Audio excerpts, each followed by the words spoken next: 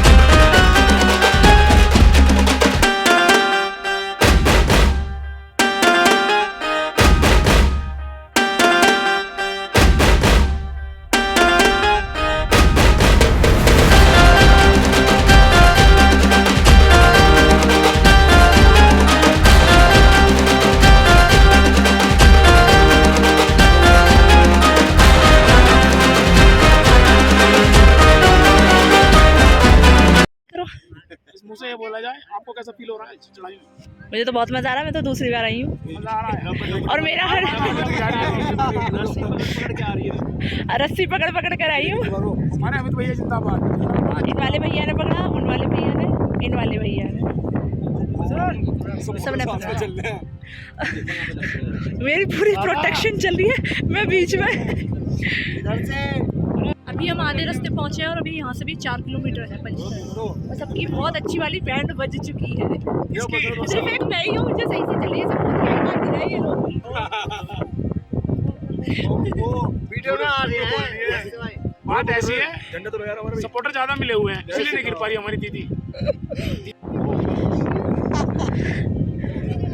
ये देखो तिरंगा कैसे लहरा रहा है। भैया इधर देखो ना। जय श्री राम, जय श्री राम।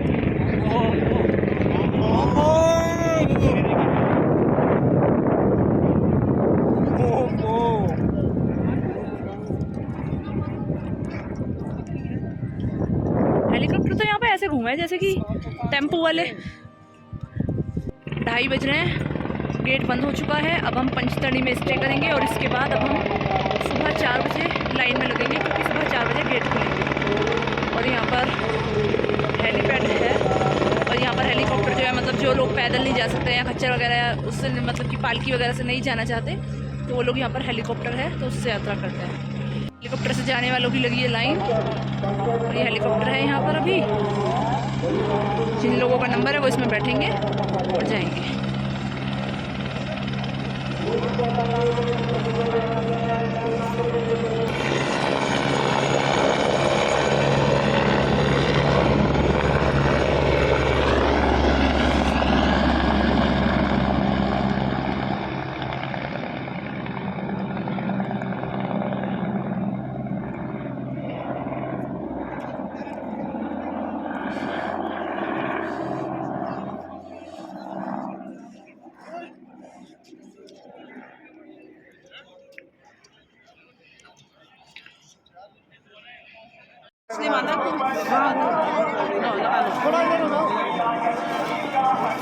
हेलो, जगदीश मकवाना जहाँ गए भी हो यहाँ अनाउंसमेंट टेंट में है। तब तक के लिए आप टेंटों में जाएं, भंडारों में जाएं, वहाँ पर आराम करें। यात्रा शुरू होने पर आपको सूचित कर दिया जाएगा। मना कर रहे हैं आप और आगे चले जा रहे हो। पीछे करो, एक तो आप इधर रहो, जेंट्स में लेडीजों में मत हो, इधर चलो। बस पीछे से ना, वहाँ से निकल, पीछे से पीछे कर। अरे आगे आगे आ रहे।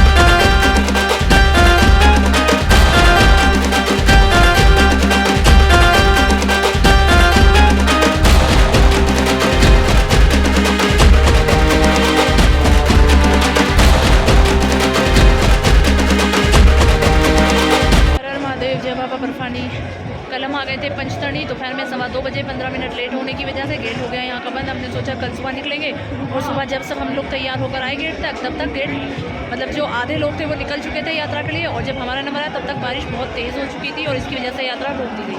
दोपहर तक हमने वेट किया कि गेट खुलेंगे खुलेंगे खुलेंगे, लेकिन बॉर्डर नहीं खुला, जिसकी वजह से हमें यहीं पर आज पूरे दिन रुकना पड़ा। अभी रात हो रही है, हम लोग सब यहाँ पर फ़िलहाल लंगर में हैं, खाना खाया है। सर्दी बहुत हो रही है यहाँ पर, मैंने हल्दी वाला दूध लिया हुआ है क्योंकि फ़ीवर भी हो रहा है और सर्दी का तो मैं बता ही नहीं सकती। 4 डिग्री टेम्परेचर, बहुत ज़्यादा ठंड है और चारों तरफ बर्फ़ ही बर्फ़ है।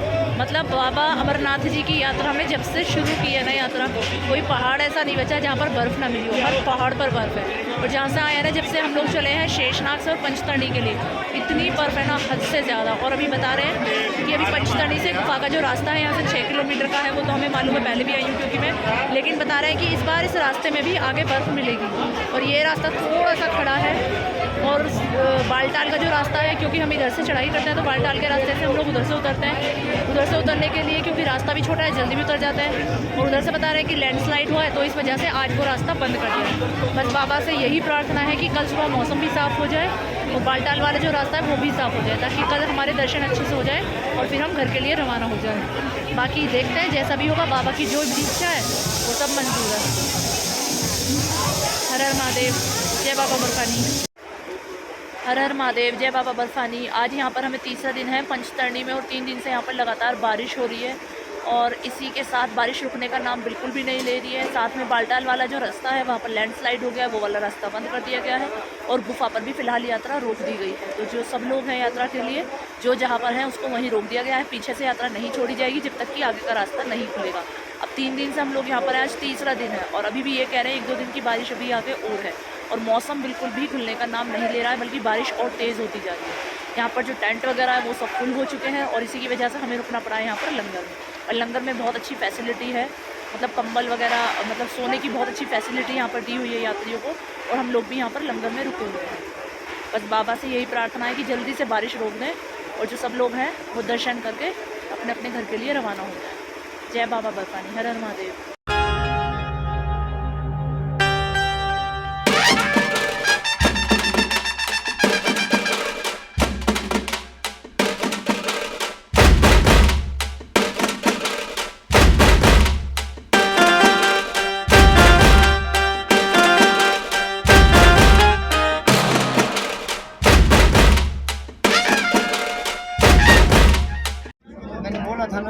1 किलो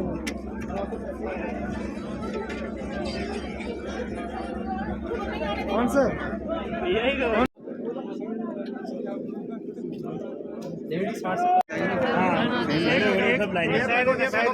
आपने 250 का कट कहाँ मारा?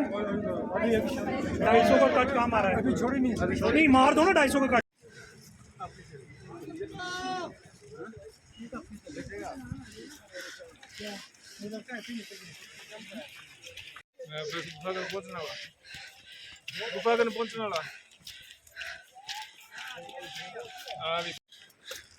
जय भोलेनाथ।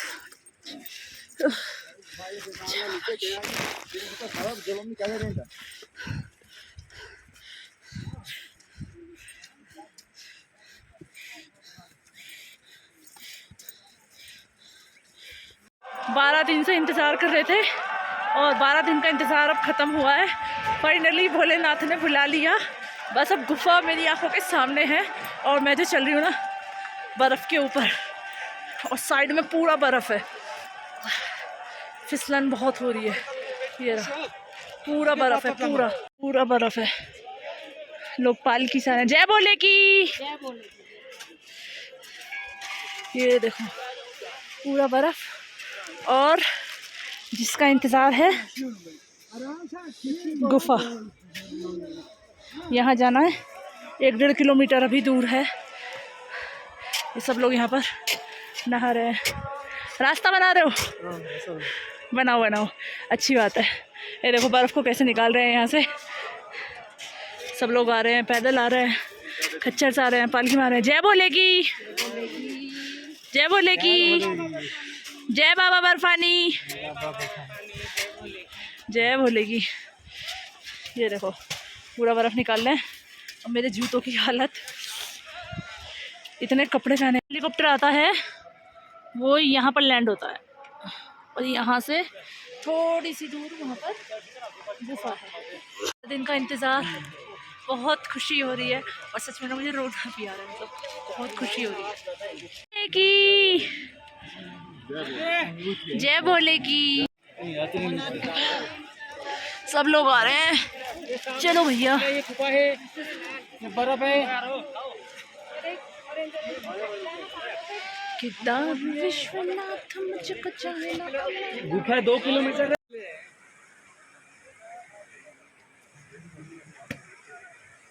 देखने में ऐसा लग रहा है कि बस आ गए, लेकिन अभी भी थोड़ी दूर है।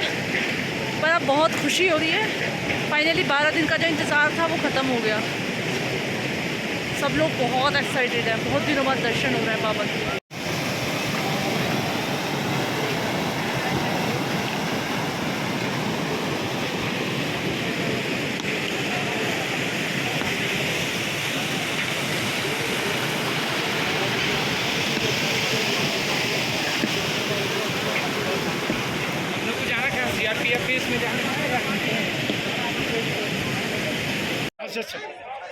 जय हिंद सर। मुझे जाना है गुफा में दर्शन के लिए और यहाँ पर क्लॉक रूम है, तो मुझे मेरे जो सारा सामान है वो यहीं पर रखना होगा। बैग मेरा, जो मेरे साथ वाले लोग हैं उनके पास है, लेकिन जो पर्स है, किट है, वो यहीं पर रखनी होगी। सिर्फ अपने पास कैश रख सकते हैं, बाकी कुछ भी नहीं लेकर जाना है अंदर। तो सारा सामान मैं यहीं पर रख दी हूँ, सिर्फ कैश रखूँगी अपने पास। यहाँ से टोकन ले लेंगे, जब दर्शन करके आएंगे वापस तो यहाँ से सामान वापस मिल जाएगा टोकन देकर।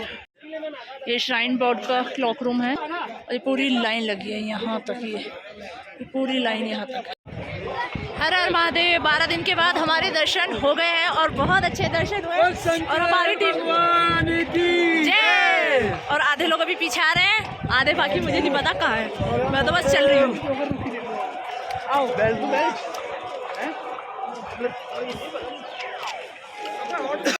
हमारी यात्रा पूरी हो गई और ये देखो अभी कुछ लोग नीचे आ चुके हैं, कुछ लोग आगे हैं और कुछ लोग अभी आ रहे हैं। अब बहुत खुशी हो रही है, 12 दिन का इंतजार अब आ गए ना, दर्शन बड़े देखो, सावन का महीना और अमरनाथ की यात्रा से ये लोग आ रहे हैं अभी उतर कर। ये रास्ता है पूरा। दर्शन करने के बाद हम सभी लोग बालटाल से नीचे उतर आते हैं और बालटाल से उतरने के बाद का जो यहाँ पर नज़ारा है वो आप ये देखो। मैं आपको चारों तरफ से दिखाती हूँ। हम लोग इस समय यहाँ पर बीच में खड़े हुए हैं और ये है यहाँ पर चारों तरफ का नज़ारा, बहुत ही खूबसूरत नज़ारा है। यात्रा करके वापस आने के बाद भी यहाँ पर बालटाल में काफ़ी सारे लंगर लगे होते हैं, जिसमें कि सभी लोग दर्शन करने के बाद खाना पीना खा सकते हैं। सभी फैसिलिटी दी जाती है यहाँ पर नहाने धोने की और आराम भी कर सकते हैं। और यहीं पर आसपास में काफ़ी सारे टेंट भी बने होते हैं। किसी न किसी वजह से जिन लोगों को स्टे करना होता है तो वो लोग यहाँ पर टेंट लेकर रुक सकते हैं। हमें पता चलता है कि श्रीनगर में पुल टूट गया है, जिसकी वजह से हमें यहाँ पर रुकना पड़ेगा। तो हम लोगों को यहाँ पर पार्किंग में ही लगभग एक दिन, पूरा दिन हमें यहाँ पर रुकना पड़ा और उसके बाद अगले दिन हम यहाँ से निकल जाते हैं। हमें नया रास्ता बताया जाता है जो कि सोनमार्ग से होकर जाता है और उस रास्ते से होकर हम लोग मेरठ के लिए रवाना हो जाते हैं। और मेरठ तक पहुँचना इस बार बहुत आसान नहीं था, रास्ते में बहुत सारी दिक्कतें आई थी, वो मैं आपको बताऊँगी। व्लॉग को बिना स्किप किए एंड तक ज़रूर देखिएगा, साथ में आपको बताती रहूँगी क्या क्या दिक्कतें यहाँ पर हमें आई। सब लोग थक हार कर यहाँ पर बैठे हुए हैं बस में। काफ़ी सारे लोग हमारी बस के ऐसे हैं जो कि फ़्लाइट से अपने घर पहुँच चुके हैं। और अभी मैं आपको दिखाती हूँ, ये देखो सोनमार्ग का जो मतलब ये नज़ारा है। यहाँ पर जो घर हैं ये भी इतने खूबसूरत हैं, देखने में ऐसा लग रहा है कि सारे एक जैसे बनाए गए हैं। और मतलब कि पहाड़ी इलाका जो है, मतलब बहुत कम लोग होंगे, मेरी लाइफ में तो मैंने ऐसा कोई देखा नहीं जिसे पहाड़ पसंद ना हो। बाकी मैं अपना बताऊँ ना, मुझे पहाड़ बहुत पसंद है और कश्मीर तो मुझे बहुत ही ज़्यादा पसंद है। यहाँ पर आप देखोगे ना, मतलब कि यहाँ पर जो घर बनाए जाते हैं उनका जो डिज़ाइन है ऑलमोस्ट ज़्यादातर मतलब यहाँ पर सबका सेम ही होता है, सब एक जैसे से लग रहे हैं घर। ये देखो बहुत प्यारा है, मतलब सोनमार्ग जो है ना सच में ही बहुत प्यारा है, बहुत प्यारा। सोनमार्ग क्या, कश्मीर ही बहुत प्यारा है।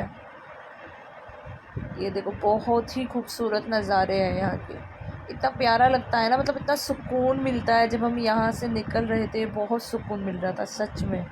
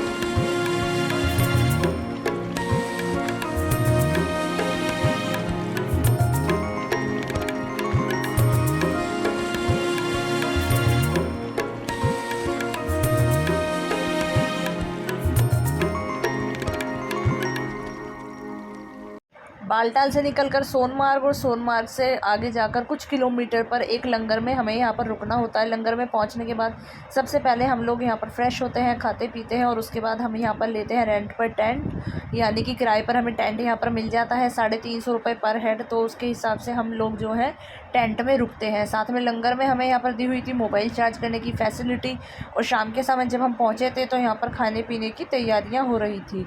और हमें यहाँ पर जो रुकना था, एक रात के लिए हमें रुकना था। शाम के टाइम हम पहुँचे थे और अगले दिन में भी हम यहाँ पर शाम तक रुके हैं, यानी कि यहाँ पर हम लगभग 2 रातें रुके हैं और 1 पूरा दिन रुके हैं। और यहाँ का जो मतलब कि नज़ारा है वो भी मैं आपको दिखाती हूँ। ये यहाँ पर लगभग 4 लंगर थे यहाँ पर जो एक साथ लगे हुए थे लाइन से।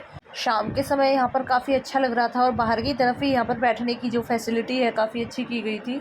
ये देखो मैं आपको दिखाती हूँ, यहाँ से ये 4 लंगर लगातार है। तो सबसे पहले ये जो लंगर था ये था लखनऊ वालों का। खाना बन ही रहा था जिस समय पर हम लोग पहुँचे थे ना, तो उस समय पर यहाँ पर खाना बन रहा था।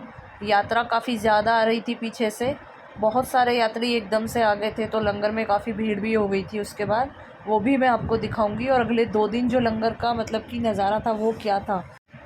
तो अभी चलते हैं आगे की तरफ। यहाँ पर खाना बन रहा है, सभी जो यात्री हैं आए हैं, थके हारे हैं, तो सब लोग यहाँ पर खाना खा रहे हैं।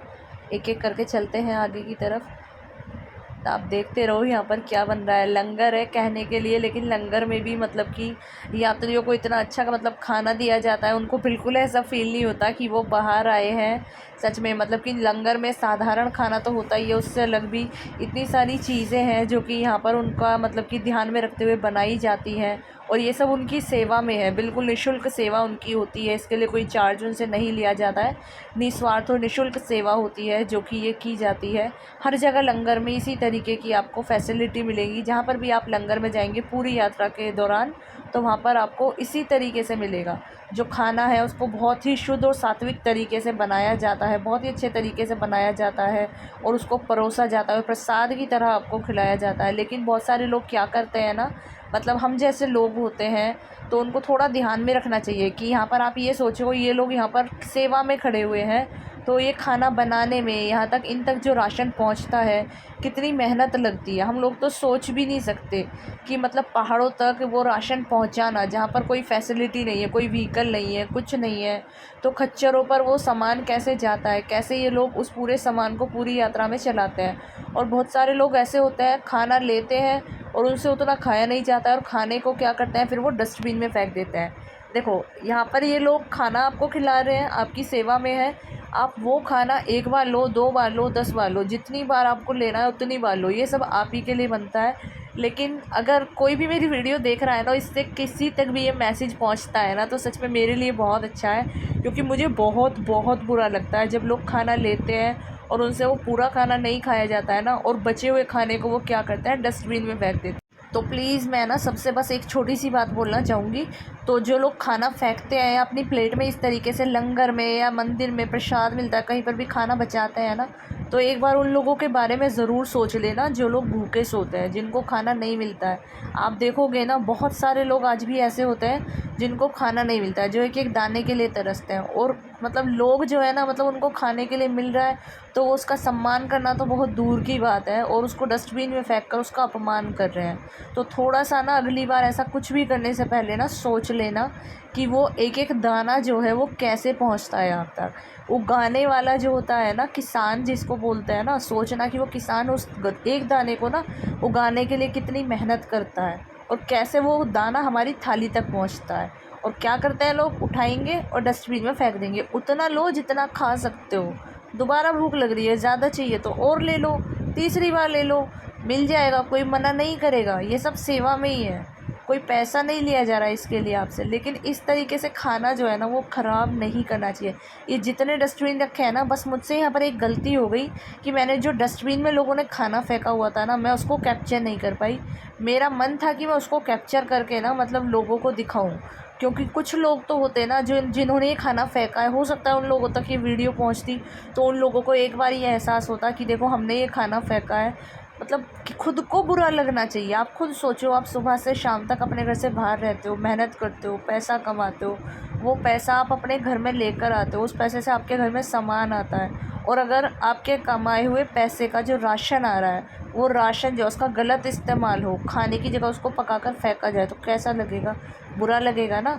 तो यहाँ पर भी यही सोचो, अगर पैसा नहीं देना पड़ रहा है ना तो इसका अपमान मत करो। अगर ये लंगर नहीं लगेंगे तो हम लोगों को ख़रीद कर खाना पड़ेगा, जो हो सकता है कि हमारे लिए बहुत ज़्यादा दिक्कत वाला भी हो, क्योंकि कुछ लोग तो ख़रीद लेंगे लेकिन बहुत सारे लोग हैं जो नहीं ख़रीद पाएंगे, तो उनका क्या होगा।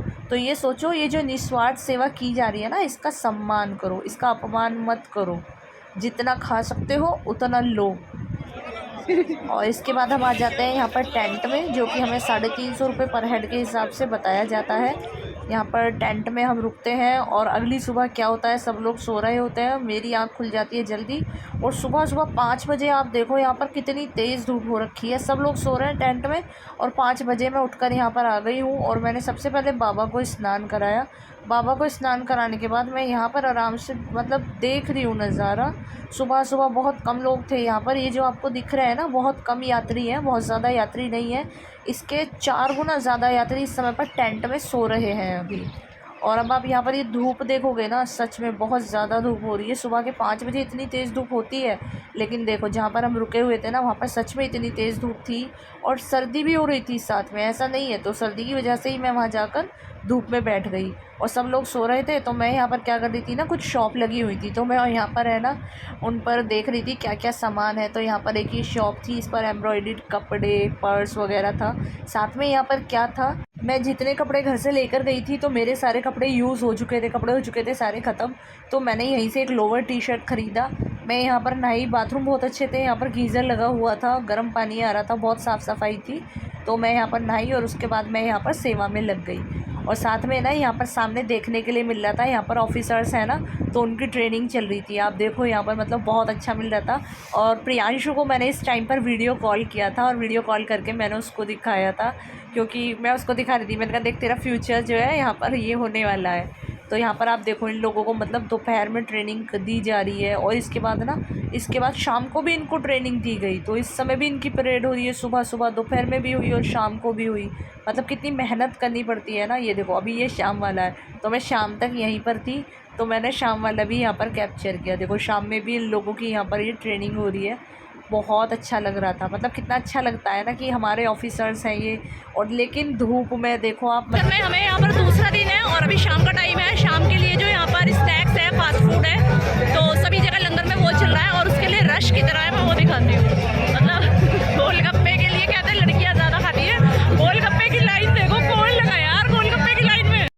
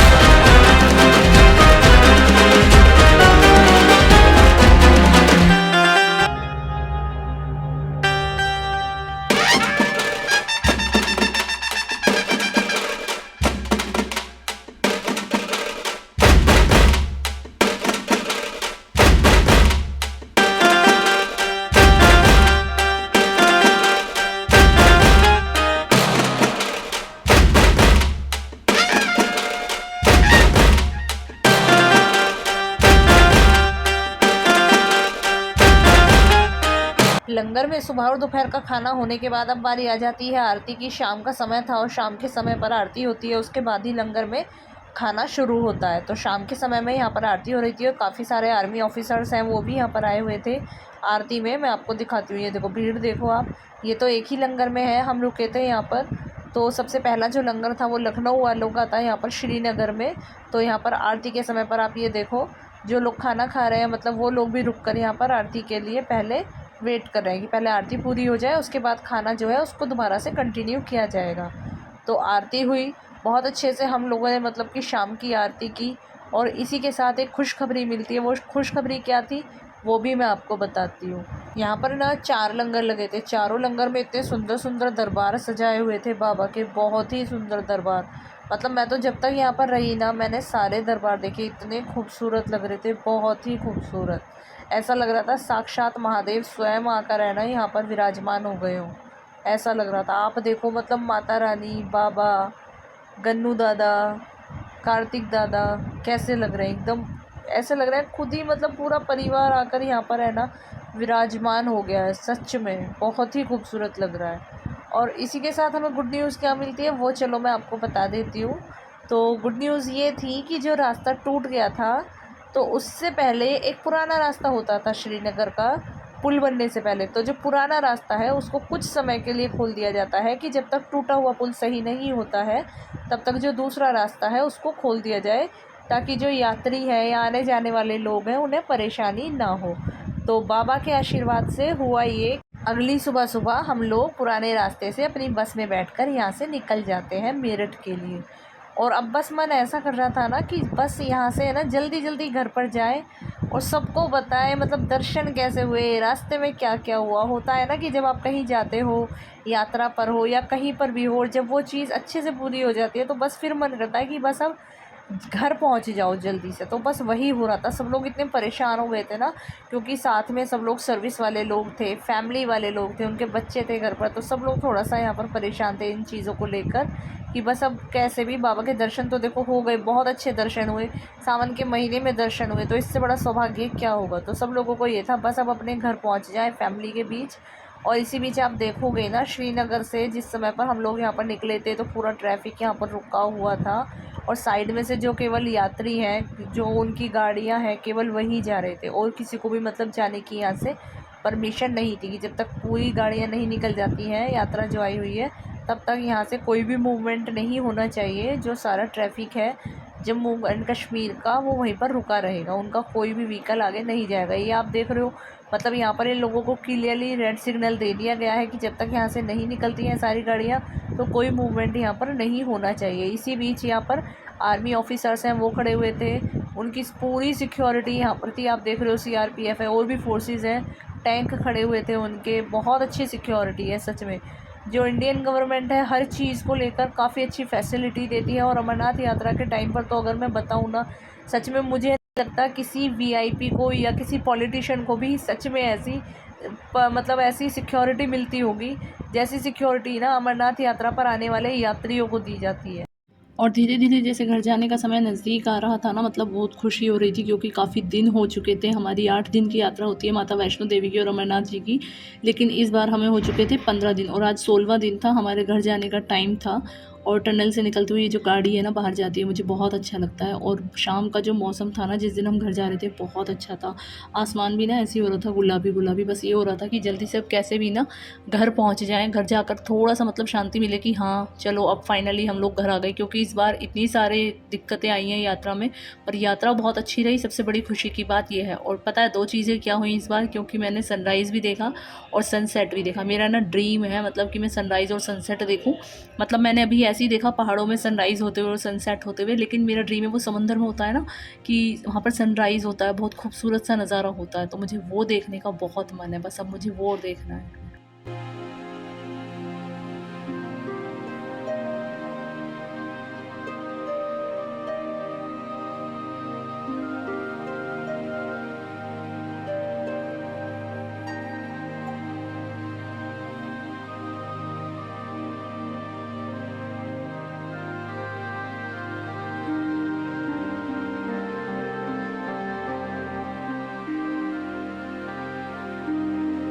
पूरी रात बस में बैठे बैठे बस ये लग रहा था कि जल्दी से सुबह हो जाए। सब लोग सो गए, मैं नहीं सोई। मैं यहाँ पर अपना कैमरा ऑन करके बीच बीच में वीडियो रिकॉर्ड कर रही थी और बस ये लग रहा था मुझे कि जल्दी सुबह हो और हम लोग घर जाएं, क्योंकि घर जाने की इतनी जल्दी हो रही थी ना, बस ये हो रहा था कि घर पहुँच जाए कैसे भी। बहुत बहुत याद आ रही थी घर की। और रास्ते में इतने अच्छे अच्छे व्यू थे और रास्ते में ना यहाँ पर एक क्यूट सा पर्सन मुझे मिलता है, बहुत क्यूट सा। आगे जाकर जब हमें मिलती है रेड लाइट, तो रेड लाइट पर जब गाड़ी हमारी रुकी तो यहाँ पर मुझे बराबर में दिखता है ये एक प्यारा सा क्यूट सा पर्सन। कितना क्यूट लग रहा है ना, मुझे बहुत पसंद है। पैट्स एनिमल सब मुझे बहुत पसंद है। और फाइनली अब रात बीत चुकी थी, सुबह हो चुकी थी, यानी कि आधी रात कह सकते हैं। और हमारी जो गाड़ी है वो रुकती है रात में या सुबह में, बीच में बोल सकते हैं। रात और सुबह के बीच का जो समय है, एक ढाबे पर। और इस ढाबे का नाम था खूबसूरत, यानी कि खूबसूरत होटल। नाम इसका इतना फ़नी था ना, खूबसूरत होटल। तो यहाँ पर हम सब लोगों ने खाना खाया और इसके बाद फिर हम वापस से घर के लिए निकल जाते हैं। खा लिया?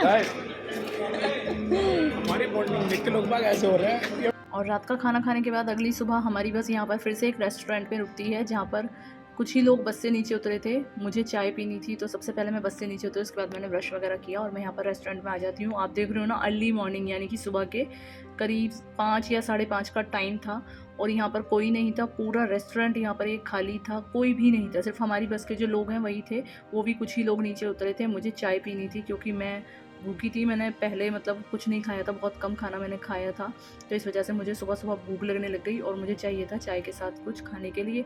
तो यहाँ पर मैंने चाय पी और चाय के साथ मैंने क्या खाया वो मैं आपको दिखाती हूँ। लेकिन जब तक चाय बनकर आती है, मैंने सोचा यहाँ पर रेस्टोरेंट में क्यों ना थोड़ा सा घूम लिया जाए, यहाँ का व्यू देख लिया जाए। वैसे भी पूरा खाली पड़ा हुआ है।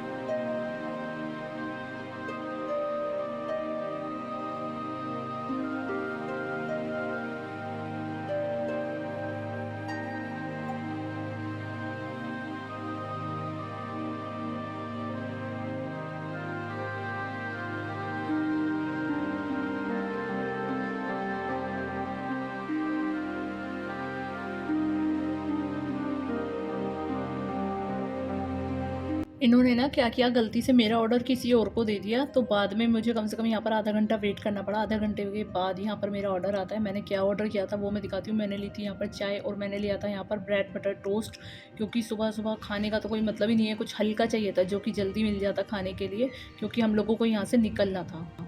तो मैंने अपना ब्रेकफास्ट यहाँ पर कंप्लीट किया और उसके बाद मैंने यहाँ से बाहर से इसको देखा। रेस्टोरेंट जो है मतलब काफ़ी अच्छी जगह पर था। ऐसी जगह पर जो रेस्टोरेंट होते हैं ना, मुझे काफ़ी अच्छे लगते हैं, क्योंकि चारों तरफ सिर्फ हरियाली है, मतलब कोई भीड़ भाड़ नहीं, ट्रैफिक नहीं, कुछ नहीं। तो बीच में ये एक रेस्टोरेंट था, यहाँ पर आसपास में कुछ नहीं था, ये अकेला ही रेस्टोरेंट यहाँ पर था। ऐसा नहीं है कि इसके साथ में और भी रेस्टोरेंट है, अकेला ही था चारों तरफ। बस यहाँ पर ये हाईवे था और इस तरह के जो रेस्टोरेंट होते हैं ना, काफ़ी पीसफुल होते हैं, सच में बहुत शांति रहती है यहाँ पर, बहुत अच्छा लगता है। अब मैं आगे आपको दिखाती हूँ, क्योंकि आगे हमें मिलने वाली है कांवड़ यात्रा, और कांवड़ यात्रा हमें मिलेगी और उसके बाद मैं पहुँच जाऊँगी घर। तो कांवड़ यात्रा यहाँ पर मिली थी, बस वेट हो रहा था। यहाँ से बस बहुत दूर नहीं, आधा घंटा रह गया था, आधे घंटे की दूरी पर अब घर बाकी था। तो बस बहुत एक्साइटमेंट हो रहा था जल्दी से घर पहुँच जाए। और रास्ते में इतनी सारी कांवड़ यात्रा हमें यहाँ पर मिली, इतने सारे कांवड़िए थे, मतलब देखकर मन खुश हो रहा था कि चलो कांवड़ यात्रा चल रही है। ऐसा लग रहा था कोई मेला चल रहा हो। सावन का महीना है, तो सावन के महीने में तो शिवरात्रि तक तो ये रहता ही है। काफ़ी अच्छा लग रहा था, मतलब कि हम यात्रा से आए हैं और यहाँ पर आते ही हमें कांवड़ यात्रा देखने को मिल जाती है, तो मन इतना खुश हो गया था ना, बहुत ज़्यादा, बहुत मज़ा आ रहा था इनको देखकर। भजन बज रहे थे, लंगर चल रहे थे, कांवड़ यात्रा चल रही है, कांवड़िए चल रहे हैं, बारिश हो रही थी, बारिश में भी चल रहे थे, बारिश में भी नहीं रुकते कांवड़िए। औगढ़नाथ मंदिर से यात्रा शुरू की थी और औगढ़नाथ मंदिर पर ही आकर हमारी जो यात्रा है वो समाप्त होती है, यानी कि मेरा जो लास्ट स्टॉप था, बस रुकती है औगढ़नाथ मंदिर के सामने, वहीं से मुझे ई रिक्शा मिल जाती है और ई रिक्शा में बैठकर मैं निकल जाती हूँ घर की तरफ। तो यहाँ पर मैंने ऐसे ही सारा सामान फटाफट से यहाँ पर डाल दिया रिक्शा में और अभी मैं घर की तरफ निकल जाती हूँ। अब मैं आपसे मिलूंगी नए व्लॉग में, नई वीडियो के साथ। अभी के लिए हर हर महादेव।